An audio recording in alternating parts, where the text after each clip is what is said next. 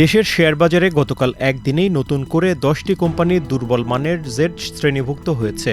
তাতে তালিকাভুক্ত 36 কোম্পানির মধ্যে 15টি ব্যাংক এখন দুর্বল ব্যাংক হিসেবে শ্রেণীভুক্ত, আর একীভূত হওয়ার প্রক্রিয়ায় থাকা আরও 5টি ব্যাংকের লেনদেন বন্ধ রয়েছে।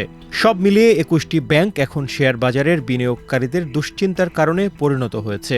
নতুন করে যে 10টি ব্যাংক জেড শ্রেণীভুক্ত হয়েছে সেগুলো হলো AB Bank, IFIC Bank, One Bank, Premier Bank, Rupali Bank, NRB Bank, Mercantile Bank, United Commercial Bank বা ইউসিবি, আল আরাফা ইসলামী ব্যাংক ও এনআরবিসি ব্যাংক।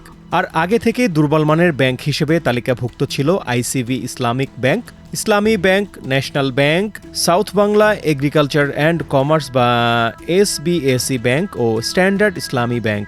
এছাড়া একীভূত হওয়ার প্রক্রিয়ায় থাকা লেনদেন বন্ধ 5 ব্যাংক হচ্ছে এক্সিম ব্যাংক, ফার্স্ট সিকিউরিটি ইসলামী ব্যাংক, গ্লোবাল ইসলামী ব্যাংক, সোশ্যাল ইসলামী ব্যাংক ও ইউনিয়ন ব্যাংক।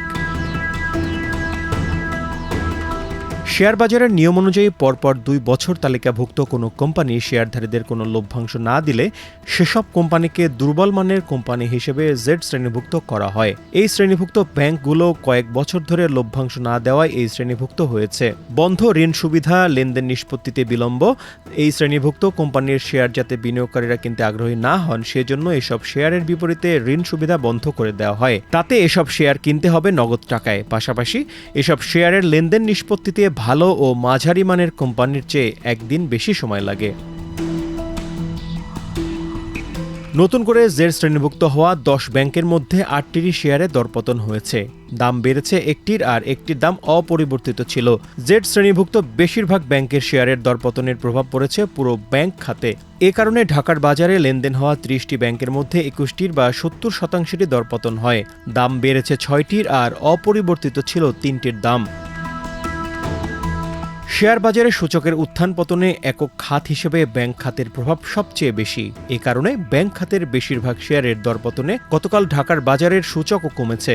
এদিন ঢাকা স্টক এক্সচেঞ্জ ডিএসইর প্রধান সূচক ডিএসইএক্স আগের দিনের চেয়ে প্রায় 21 পয়েন্ট কমেছে। অর্থাৎ এক ব্যাংক খাতই গতকাল সূচককে টেনে নামিয়েছে, সেই সঙ্গে কমেছে এই খাতের লেনদেনও।